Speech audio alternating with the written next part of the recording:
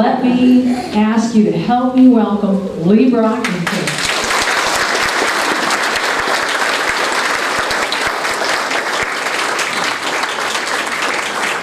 I quote, "Every day I am up at 5 a.m. I read until 7 a.m. I walk in the field. I see that the servants are at their respective business, and then I'm on to breakfast. The first hour after breakfast is spent at my music, and then French or shorthand."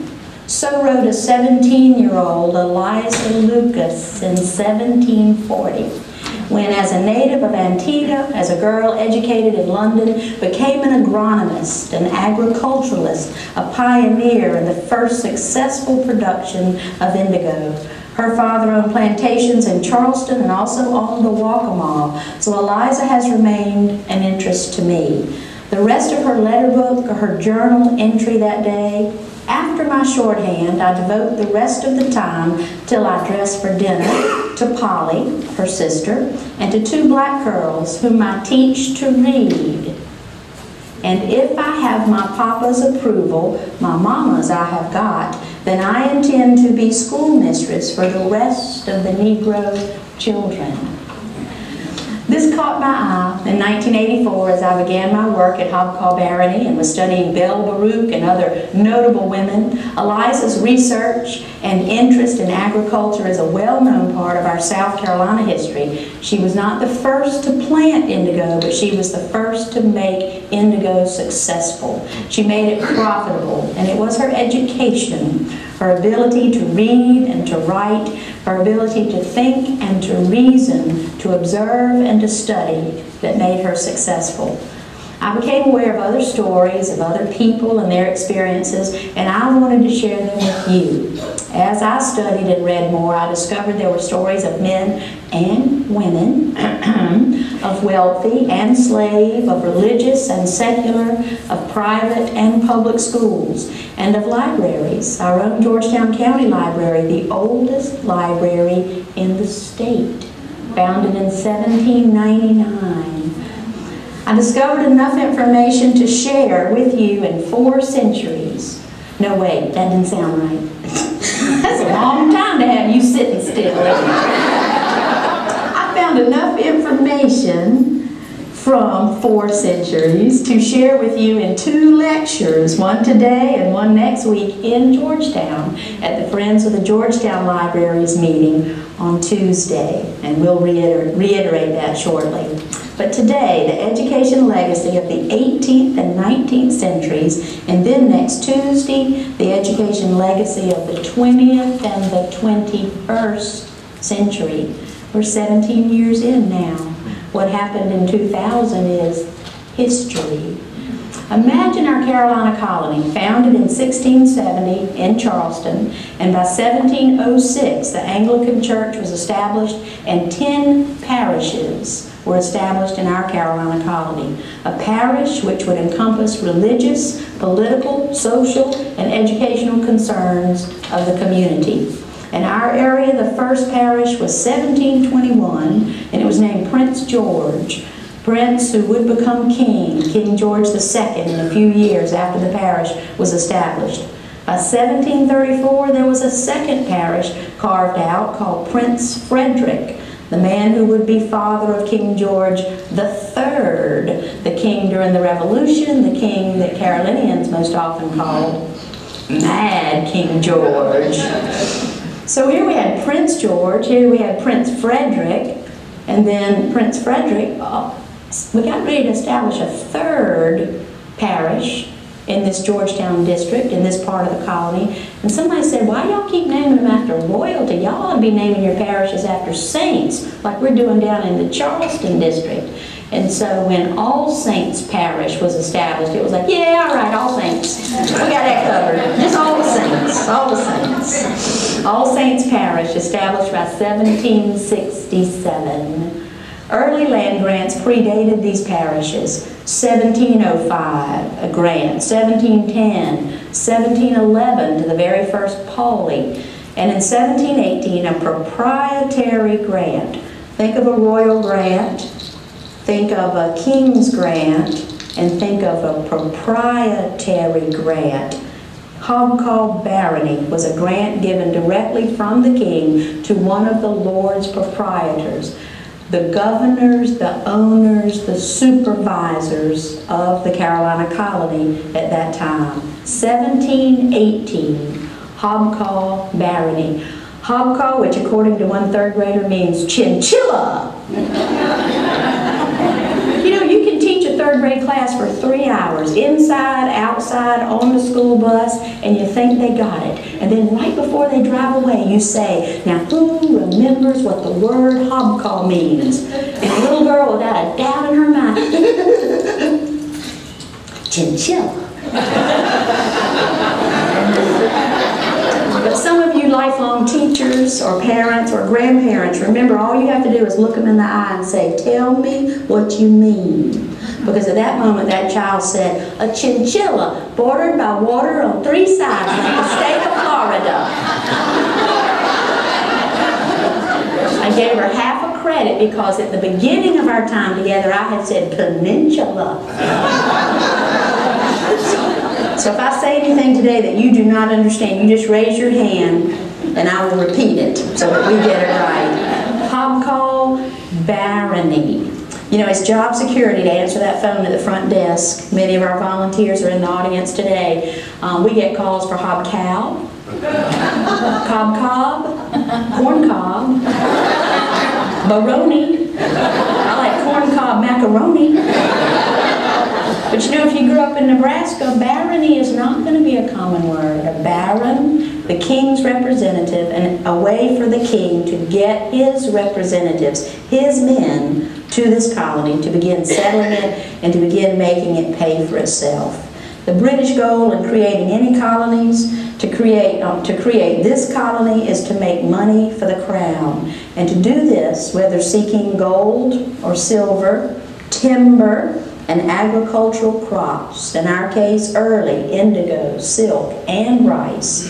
This took manpower. It took leadership. It took enslaved labor. It took the French, the English, the Scots, and Sephardic Jews. Portugal, Spain, Western Europe, all were welcome to come and make money for the crown. Yes, Jews. The Carolina colony and into 1820s had the largest Jewish population in America. South Carolina had the largest Jewish population in the nation until the 1820s when New York surpassed us. 5 rivers flow into Winyah Bay, and a 6th river, the Santee, forms the southern boundary of Georgetown County. The areas along the river and at the port of Georgetown, I was just going to explain the Port of Georgetown, but I think I'll wait until our CCU, Coastal Carolina University OLLI course starts on a Tuesday next week or the next. I'll be teaching South Carolina history, and we still have openings. I'll explain the nuances of the Port of Georgetown County later. But think about 6 rivers, think about the Port of Georgetown. Water, you know, was very, very important. I just recently read an article that said, Georgetown, the 2nd largest port in the state of South Carolina. Guess how many ports we have? 2. Charleston and Georgetown. The water was important for transportation, for shipping, and soon by the 1750s, early 1750s, for tidal rice cultivation. The laying out of the town of Georgetown included a fort, included churches, and a grammar school. In 1735, the deed stated the grammar schoolmaster must be licensed by the Bishop of London. So we see a very early priority on education and what can be seen as public education, accessible education. And as early as the 18th century colony grew, some were able to provide their children with books and musical instruments that could widen their horizons and lift their souls beyond the ordinary limits. I love that quote. Education can do that, to widen their horizons and lift their souls beyond the ordinary limits. But it was the churches that provided the most education in the colony. Clergymen educated at Oxford, Cambridge, and Trinity College in Dublin helped create a cultural center, the church. Beyond that, people looked to Charleston for culture. Many in Georgetown parishes were members of the Charleston Library Society, formed in 1748 by men from various parts of the colony because, another good quote, a society without books and without conversations about books is devoid of intellectual leadership. Raise your hand if you are in a book club. Woo! Now, raise your hand if you have a library card for the Georgetown County Library System. Look at that. Yes, yes. So we are not devoid of intellectual leadership in this room today. And from membership in the Charleston Library Society, the Winyah Indigo Society was formed. From 1740, when a group of men met at a tavern on Front Street to discuss books in the tavern, the formation of the Winyah Indigo Society, which is still active as a men's club, a library was eventually formed in Georgetown, an intellectual center, and a school. In 1755, the Winyah Indigo Society announced that a school was to operate at their expense for 12 poor children who would be admitted. They sought subscriptions, donations, pledges, and a schoolmaster who could teach reading, writing, arithmetic, Latin, and the English tongue. Between May and October, contributions had been collected by the treasurer, whose name was Joseph Dubourdieu. And I thought this was an excellent opportunity to remind you that no matter how hard you try to translate the name of Debbie Dew Colony Club, it is most likely connected to that former Georgetown District colonial landowner. By the 1740s and 50s, Joseph Dubourdieu was a man of substance living in this area. Remember that, and remember too that there are at least 3 distinct spellings of that name. A map spelling, which is always going to be phonetic, then also the spelling you see on the gates at Debbie Dew, and then the more French spelling of an individual's name, Joseph Dubourdieu. He was the clerk, the treasurer of the Winyah Indigo Society at this time. Free education, free books, pens, ink, paper, free firewood, and 2 suits of clothes each year were provided to those 12 poor students. So think about this. In 1755, a free school. And despite the rise and fall of indigo, rice planters continued their membership in the Winyah Indigo Society. They entertained George Washington in 1791 on his famous southern tour down the King's Highway, down the Waccamaw Neck. I thought it was interesting. I turned to my husband, native-born Virginian, and I said, Bill, don't you think it's interesting that until 1791, George Washington had never been south of Virginia? Bill looked at me and he goes, so? Raise your hand if you're from Virginia. I want to put a bead on you right now. There you are. I knew y'all were here. Yeah, so. But think about that. He'd been many other places in his military career, but politically he needed to come south in 1791, and he was entertained at Winyah Indigo Society. His thank you letter to the society still exists in their possession. And it just proves, doesn't it, that thank you notes are important. And you know what? He didn't buy one of those little informals that said thank you on the front. He used his personalized stationery. I'm sorry, what are we talking about today? Manners? I'm sorry. Okay. George Washington. We were treated to a great movable feast not too long ago, a great talk about George Washington, and I thought it was interesting. Never further south. In 1857, Winyah Indigo Society had a new building erected. I wanted to mention that because the brick building that you see on Prince Street in Georgetown was not built until 1857, even though the society is older. Keep in mind, too, that the brick structure you see, which was much abused by federal troops during the occupation of Georgetown. They occupied Georgetown until 1868, formally occupied until 1868, and at that site books were stolen, as were Audubon's great work in ornithology. And I read that again the other day, and I thought, wow, Audubons have always been stolen. Many of you that live here know in 2003, the Bellevue Foundation lost possession of our Audubon engravings that once hung at Belfield. And what happened a year and a half ago? We got them back. We got them back. They resurfaced, they've been conserved, and we've had programs, public programs featuring those. For 18th century men, 4 professions stood out for sons of planters and merchants. Think about the leading professions at the time: teaching, the church, the law, and medicine. But only medicine was considered appealing to men of status. Teaching was too rudimentary for the sons of planters and merchants. The colony at that time was growing, and doctors began to acquire more and more education, more books, more poetry. I'm sorry, I meant to say if you studied law, that usually meant you had to move, and these rice planters and their sons didn't want to move, not out of Georgetown. So I mentioned the teaching, the law, church also. There's an old saying, if you can't teach it, preach it. And if you can't preach it, what? What's the rest of it? If you can't do it, teach it. If you can't teach it, preach it. So, preachers were not held in high regard, and particularly in this early era, unless they had been educated out of the country. But the planters at that time thought the only profession that their sons should seek would be medicine. Doctors acquiring more education at this time, more books, more poetry, more Greek tragedy, setting the tone for the colony and the elite, and also setting high the bar. But the finest education was set aside for gentlemen.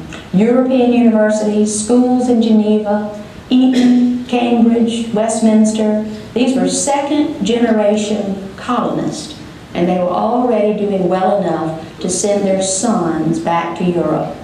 And so beyond those 12 poor students at Wynyard Indigo Society, a great divide between the polished and the untutored, while the culture of the elite included libraries, colleges, horse racing, and cards. The lesser folk, it's been noted, had fairs, greased pigs, foot races, and cockfighting.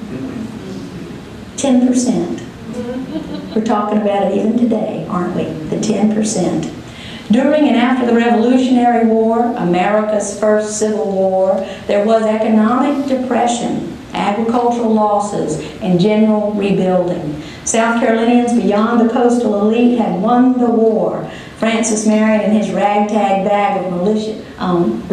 bunch of militia. Whites fought with Francis Marion. Blacks fought with Francis Marion, as did Native Americans. The majority of those blacks were still slaves, although some were free.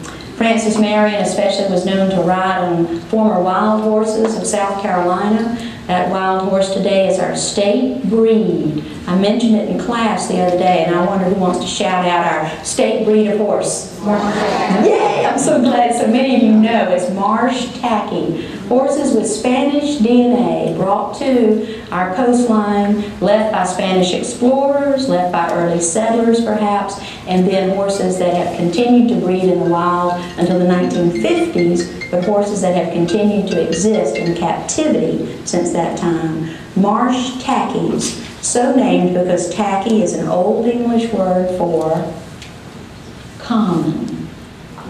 Common. Girls, can you remember that? You get dressed for church this Sunday, remember tacky. Don't wear that red dress. Not in church. Not in church.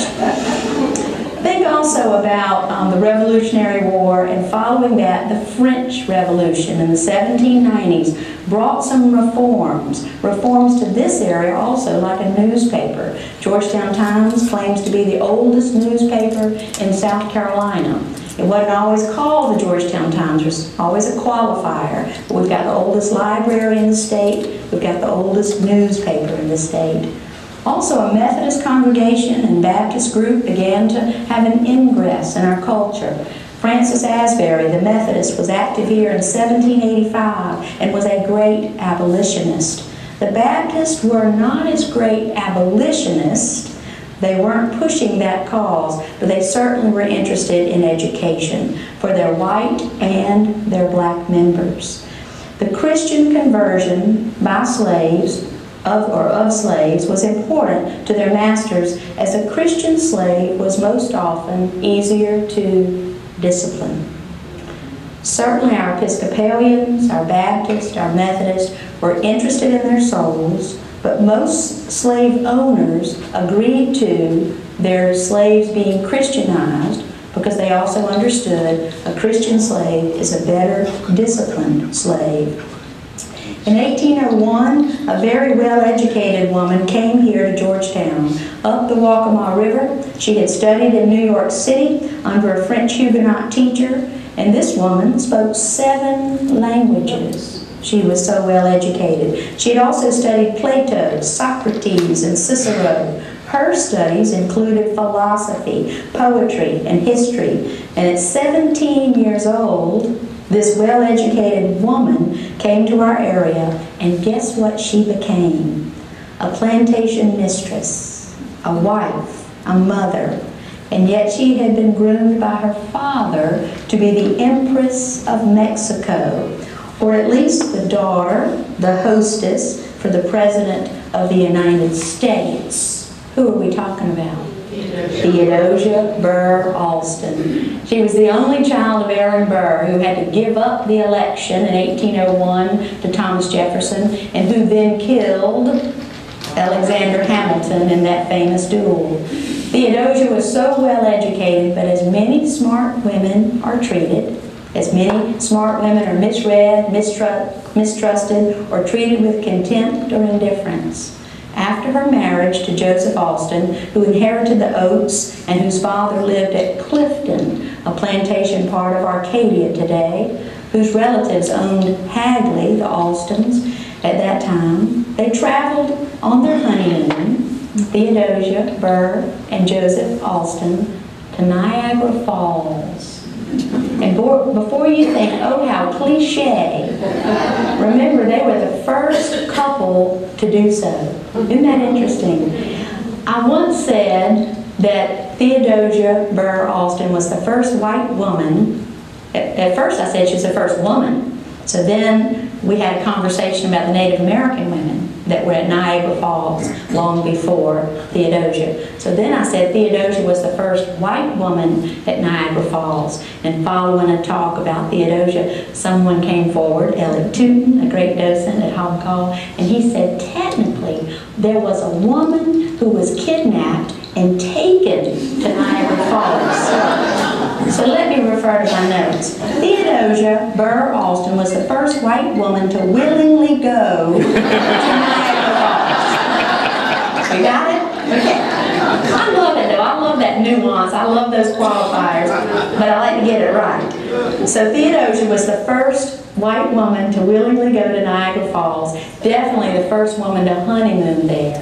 Her best friend later married Thomas Sumter, the son of Thomas Sumter, the Gamecock of Revolutionary War fame. Thomas Sumter, for whom Sumter, South Carolina is named. She married Thomas Sumter Jr., we'll call him, and she and Thomas Sumter also later honeymooned at Niagara Falls. And after that, it became the style. That long ago, 1801, then 1802, and then others followed. Think about the journey. And if you're interested in reading more about Theodosia, look for Richard Cote's book entitled Theodosia. It's in the library, and from time to time it's in our Friends Center. In the early 19th century, the Reverend James L. Blaine, think about it as rhyming with rain, even though it's spelled B-E-L-I-N. You know, a lot of Scottish words are hard to pronounce, aren't they? But think of Reverend James L. Blaine, who came to the Murrells Inlet area in 1819 and established a Methodist church here. And one of the main reasons that he wanted to establish a congregation in this area was to educate the slaves in this area in 1819. He was a transformative person, and another person, if you remember nothing else today, I want you to think about this person I'm going to introduce next. Many of you already know his name. He moved to All Saints in In 1832, a 28-year-old Englishman hired to be a tutor at Laurel Hill Plantation, the northernmost plantation at Brook Green, the northern trekker with the big brick rice chimney. Many of you have been there. Hired by Francis Marion Weston of Laurel Hill Plantation to be a tutor to his son, Plowden C.J. Weston. Alexander Glennie was active at All Saints Parish, Waccamaw Church, and became a lay reader first, a tutor and a lay reader. He was then encouraged to consider becoming a priest. And in 1833, he became rector at All Saints. Again, he was young, 28, 29 years old, energetic, and was serving a wealthy congregation who were devoted to the same ideal, building up the church and the conversion of souls, both black and white, to Jesus Christ. The Westons were great supporters of his work at All Saints. Glennie, besides serving All Saints until 1866, he only resigned then to take the pulpit at Prince George, Winyah Episcopal Church. He served in Georgetown until 1880, when he died at age 76 and is buried at All Saints. So why remember Reverend Alexander Glennie? Because, number one, he helped create a vibrant All Saints congregation, because he built, in cooperation with slave owners and slave labor, 13 slave chapels on the Waccamaw Neck. 13 slave chapels for his ministry and for stewardship to the slave population of about 6,000 in the 1840s. 6,000 slaves on the Waccamaw Neck alone. His job was visiting the various chapels, having regular sessions, sometimes just about once a month. There is a slave chapel in Friendfield Village, the building rebuilt, but a slave chapel that was there. Now also a well-known slave chapel built at Hagley, once called St. Mary's, an ornate Gothic church built on a bluff above the Waccamaw River. Here in this library, you may have heard the talk, and you may have bought the book on Renty Tucker, the slave who built that chapel under the supervision of his master, Plowden C.J. Weston. And that book on Renty Tucker is also in the library. Renty Tucker was trained in England by Plowden C.J. Weston, sent to England by his master Weston, and studied in England. Just for your information, he also built their plantation house. We never had any views of the church or the plantation house until recently, and illustrations are in that book. Also, Renty Tucker is known for building Plowden Weston's summer home, once called Zoyland, but now better known as the Pelican Inn on Pawleys Island. Get the book. Renty Tucker's story is tremendous. And again, the chapel, St. Mary's at Hagley, a place of religious education. Again, there were chapels at Waccamaw, at Laurel Hill, at Brook Green, at the Oaks, also a part of Brook Green today. Chapels at Litchfield, at Waverly, at Midway and True Blue. Today, Midway and True Blue are known as Heritage Plantation. Also know that there was another slave chapel at Cedar Grove. We'll mention more on Cedar Grove in a moment, but Cedar Grove at Pawleys Island on the creek. And Sandy Island, there were two chapels, one at Sandy Knowe Plantation and one at Mount Arena Plantation, the bluff where some of you have gone disembarking for tours or trips up to Laura Harriet's house, the Wilma Cottage. At the Smithsonian, Reverend Alexander Glennie is well represented. When I went in March with South Carolina Educational Television for that National Endowment for the Humanities event, finally got to visit the National African American Museum of History and Culture. It opened September a year ago. In March, I was able to go with ETV and with my younger son who made the flight with me. And while we were presenting and talking about African American history, and then especially when we were in the museum, one of my favorite things, of course, was going and seeing how many things were featured from South Carolina. We've had articles in our local newspapers, there have been articles in the Charleston and the Columbia papers about items and information that are in the museum, so I knew I was on the lookout for something.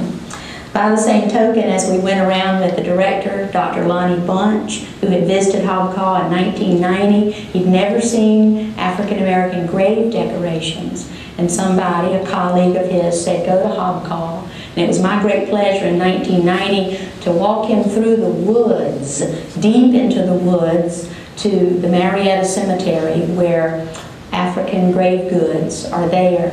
Only problem at April 1990 was shortly after Hurricane Hugo. Lonnie Bunch hadn't been out of the city in a long time. And he referred to me not as Lee Brockington, but as Annie Oakley. We met up again. He had told somebody he remembered being at Hobcaw, and Annie Oakley led him through the woods.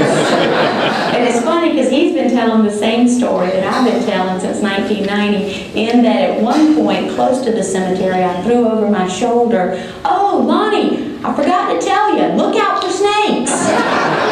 Because we are literally climbing over 300-year-old pine trees. And I turned and looked, and Lonnie, built a little bit like Al Roker used to be built, he was straddling that tree. He goes, "I'm good. I think I can see the cemetery from here. I'm good. I see it. I'm good." At the Smithsonian, at the African American History Museum that day, I was trying to pay attention to everything, but something else happened to distract me. Squirrel! A youth group was there from the AME Church. It was a national convention of AME youth. They had arrived in charter buses that were lined up outside the museum. And it was so much fun to kind of follow them around and listen to their reactions, to listen to their conversations. They were black, African Methodist Episcopal congregation. And just to pick up what they were reading, what exhibits were they walking past, from museum professional, we look to see what's working and what's not. Are they taking time to read this? They stopped at the exhibit featuring Reverend Alexander Glennie of All Saints Parish, Pawleys Island, South Carolina. And they leaned over and they began to read the short text, and we have to write short these years. They were reading the journal where names were recorded, male and female names, and they were looking at a ring that was in the exhibit. And the text reminded them that Reverend Alexander Glennie married slaves, one to the other, with his ceremonial ring, married them even though it was against the law. And Reverend Alexander Glennie said to his parish, "I marry these slaves because I believe God's law is higher than man's law." And at that moment, those AME students were like, "Yes! Whoa! You go, Glennie! You go, Glennie!" They were fist bumping each other. And I just started crying. I just started crying, not only because of their exuberance and their feeling about this issue, but also the idea of also that it was our Reverend Alexander Glennie here in All Saints Parish. Reverend Glennie also supervised the construction of a new church building. On the site of the oldest church today was an earlier brick building as well as two wood ones, but he supervised the first brick semi-permanent structure. Reverend Glennie also supervised the construction of a rectory, a parsonage there at All Saints, on the pastor's home there on church grounds, which is still standing. He also supervised the construction of the summer rectory, a beach house on Pawleys Island, where services were often held in the summer. Before the Pawleys Island Chapel, that non-denominational, the summer rectory was the site. But he also supervised the construction of what you think of as a beach house, All Saints Academy. About 1838, a new school was built on the mainland, and All Saints Academy, a structure again that you think of as a beach house, was affiliated with this new school built in 1838, built on River Road. Now, I'll never forgive the highway department for naming it Kings River Road, because Kings Highway is a whole different road. And then you got River Road. River Road was the frontage road for rice planters. Think about it, a frontage road. I do remember many, many times thinking of that famous man, Monsieur Frontage. Have you ever wondered what did he do to have so many names, so many streets named for him? Monsieur Frontage. Yes. Think of River Road as a frontage road. Think of the heavy traffic that it once saw. Parallel to that, the Kings Highway, most of which is Pettigrew Road today, and then the Seashore Highway, which was converted to Highway 17 in our distinct area. This school is important, though, because it was built in a place that you often may pass, and I want you to think about it. I want you to think about the intersection at Waverly and Kings River Road today, what we call the four-way stop. At that intersection, All Saints Academy was constructed. Robert F.W. Alston of Shakora Wood, whose plantation house and school are still standing at Shakora Wood Plantation on the Petey River, helped raise funds for this All Saints Academy and to pay the schoolmaster. 12 to 15 children were admitted, boys and girls, ages 4 to 13. English, French, Latin, Greek, music, dancing, all part of the curriculum. The schoolmaster was paid $2,000 a year. Education was valuable, and he was given a house on the mainland and given a house on the beach. That's pretty good, isn't it? Mr. D.D. Rosa of New York was a long-time teacher at the All Saints Academy. I love this ad that I found for the school. In 1843, this newspaper ad said, All Saints Academy, male and female, term beginning January 2nd. We found that most of these schools began January 2nd, you know, when it cools off. Tuition, pupils under 12 were $10 a term. Pupils over 12 were $20 a term. Complete English education. Remember we talked about that earlier. Now remember I said it was $10 a term. Latin and Greek are extra. French and music and drawing, extra. What's left? Math? Board was $12 a month. Washing was $1.50 a month. And boarders were expected to bring their own furniture. So the All Saints Academy and its summer academy lasted 30 years or so until the Civil War. Even All Saints Church ceased services during the war, and intermittent periods of activity and sporadic leadership and attendance followed after the war. In 1869, Dr. and Mrs. Hazel, Mrs. Hazel was of New York, purchased Brook Green, and her Willett relatives, Mrs. Hazel was a Willett. Her Willett relatives came to live at part of Brook Green. In 1885, I can't quite read my writing. Oh yes, she and Mrs. Willett, Mrs. Willett established Holy Cross Chapel at Brook Green and a free clinic.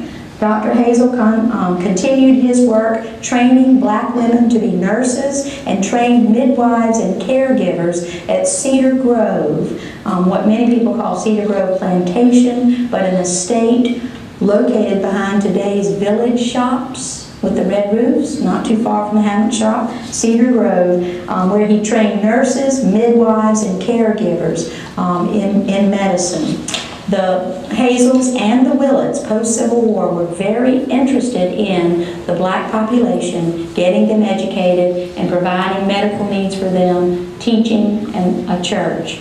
Holy Cross Chapel and Faith Memorial Chapel, a slave chapel located at Waverly, would be relocated and grow its African American attendance in the 1930s on land that the Huntingtons had purchased for that purpose. And you know exactly where that new location is. Holy Cross - Faith Memorial Episcopal Church. Holy Cross Faith Memorial. But we'll talk more about that church and about Miss Ruby's school on the grounds of that church between the 1930s and the 1990s. Guess when we'll talk about that? Next Tuesday, 20th century. So consider the 19th century, divided midway by the Civil War. Consider teaching slaves to read and write in the colonial era. Slaves who went on to do their master's business in town, to buy and sell goods, to read documents, to produce invoices, to watch any overt education end in 1823. Overt education ended in 1823 when South Carolina law made teaching slaves to read or write illegal. Why then? 1823, because a year before that there had been a major slave insurrection planned, Denmark-Vesey. That led to legislation. Notice I said overt teaching. It was against the law, but you know, I passed you the other day and you were going 65. Of course, I passed you because I was going 68. But speed limit's 60. We break the law every day, don't we? Many of us do. Many people continue to teach their slaves to read and write, and especially slaves were taught to read the Bible. After the war, the Freedmen's Bureau was created in the Confederate States to provide the first federal welfare in the United States of America. The Freedmen's Bureau, following the Civil War. It was to provide to freed slaves and to free blacks, free before the war and after the war, and freed slaves, food, shelter, medicine, tools, seeds, and education. By Reconstruction efforts began to wane by 1869, and Reconstruction ended altogether in 1876. But by the 1880s, colleges had reopened in South Carolina for whites. The Citadel reopened. Columbia College for women reopened. And even the University of South Carolina reopened, but nearly all of its students following the American Civil War were black. Almost all of them. They were males and females. They were literate. Their fathers, they went on to become the people, and then their grandchildren, the students that enrolled at USC that were black were sons and daughters of literate blacks before the war. These USC students were children of parents, fathers, and grandfathers who were now serving in our state legislature following the war. Remember when Harper's Weekly or local newspapers drew pictures of the black legislators swinging from chandeliers and spitting tobacco in spittoons? Literate blacks were elected. Black leaders were elected during that period. And then following the Civil War, USC accepted male and female black students.